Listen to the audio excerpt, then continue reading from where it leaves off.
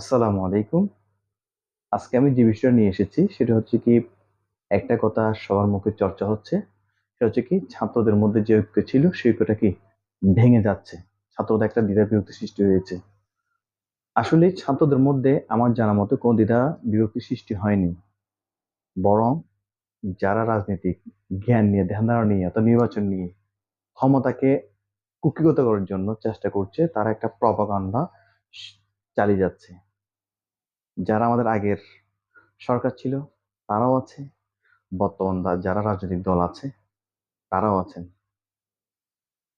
এই যে একটা নির্বাচনের জন্য সবাই যে এই যে প্রপাগান্ডা চালাচ্ছেন, এটা দিয়ে ওরা চাচ্ছে যে কি, দেশের মানুষকে যে একটা, তারা একটা চেয়েছিল যে কি বর্তমান অন্তর্বর্তী সরকারের অধীনে দেশকে একেবারে সুগঠিত করে নির্বাচন দিবে, সেটাকে তারা কি যাচ্ছে, ভেঙে যাচ্ছে। মানুষের যে একটা স্বপ্নটা ভেঙে যাচ্ছে। তারা হচ্ছে কি, যে বর্তমান সরকার কখনোই পারবে না।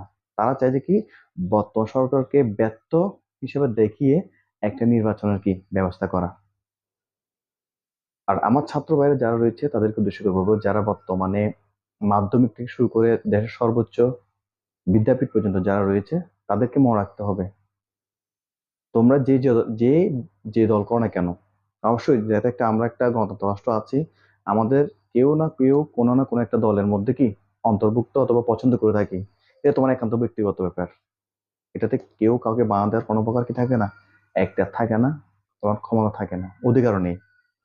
কিন্তু মনে রাখতে হবে যে বর্তমান তোমরা যে কষ্ট করে তোমরা এবং আমাদের বাংলাদেশের আপামর জনগণ অংশগ্রহণ করে যে একটা সুন্দর একটা পরিবেশ সৃষ্টি করেছে সংগ্রামের মাধ্যমে, এই আন্দোলনের ফলটা কি জন্য, এই আন্দোলনটা কেন হয়েছে, আন্দোলনটা কেন করা হয়েছে, সেই ফলটা অর্জনের জন্য সবাইকে এক থাকতে হবে। সবাইকে এক থাকতে হবে। তোমরা যে যে দল করো না কেন, অথবা আমাদের সাধারণ জনগণ যারা রয়েছে, আপনারা যে যে দল করেন না কেন, আপনাদেরকে মাথায় রাখতে হবে যে কি, দল এর আগে দেশ। সেই জন্য আপনারা, যারা কথা বলে, যারা এই বিষয় নিয়ে কথা বলে যে ছাত্রদের মধ্যে ভাঙন ধরেছে, তাদের মধ্যে দল দল বিভক্ত হয়েছে, আপনারা তাদেরকে বলবেন সময়ের জন্য অপেক্ষা করো। আর যারা ছাত্র রয়েছেন তাদেরকে বলবো, তোমরা দল করো, যে যে দল করো, শীর্ষ দল করো, সমস্যা নেই, তবে তার আগে, দলের আগে তোমার দেশকে কি করো, ভালোবাসো।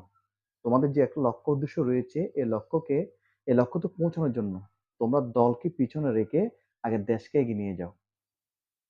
আমরা চাই যে এমন একটা দেশ, যে দেশে থাকবে নাকি প্রতিহিংসা রাজনীতি, নগ্নতা, থাকবে না এক দল অন্যদেরকে মারামারি হানাহানির একটা কি রাহাজানি অবস্থা, যে দেশে মানুষের কথায় দল উঠবে আর বসবে,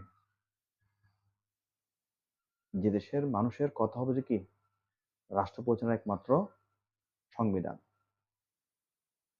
তো তোমরা এবং আমাদের জনগণ যারা রয়েছেন সবাইকে উদাত্ত আহ্বান জানাবো যে কি, যারা এই কথাগুলো নিয়ে প্রপাগান্ডা চালিয়ে যাচ্ছে বিভিন্ন দোকানে পাটে বা বিভিন্ন মিডিয়াতে, তাদেরকে উত্তর এইটুকু দেন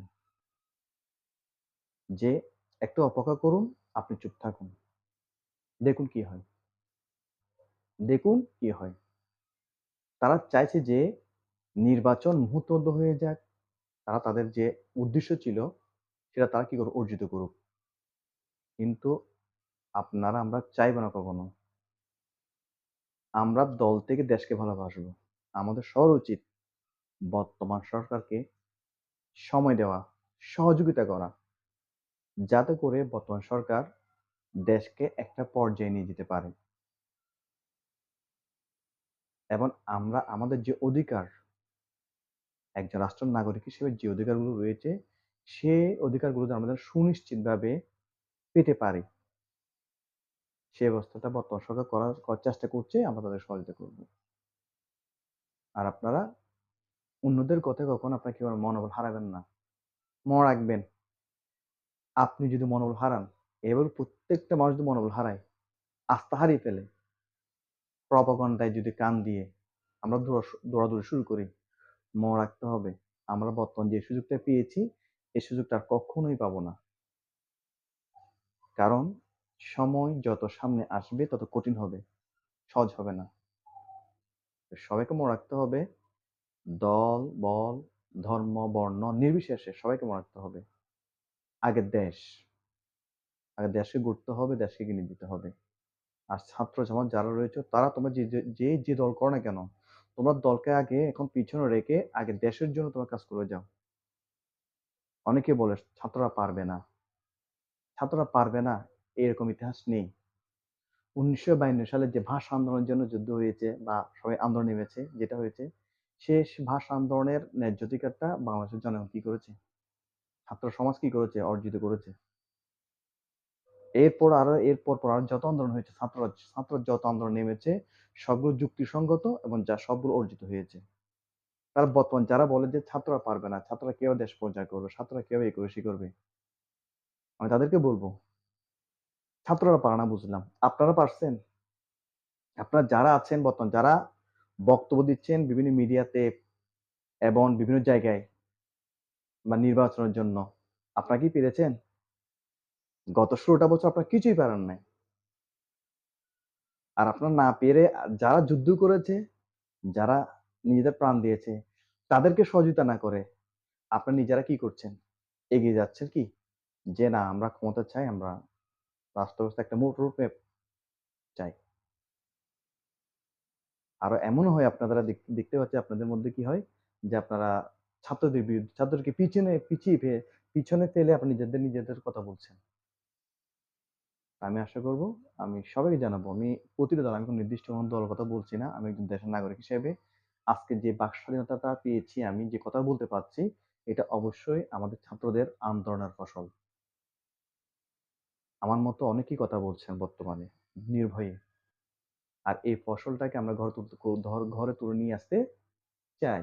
সেজন্য আপনারা সবাই দেশকে এগিয়ে নিয়ে যাওয়ার জন্য নানান প্রপাগান্ডা কথায় কান দিবেন না।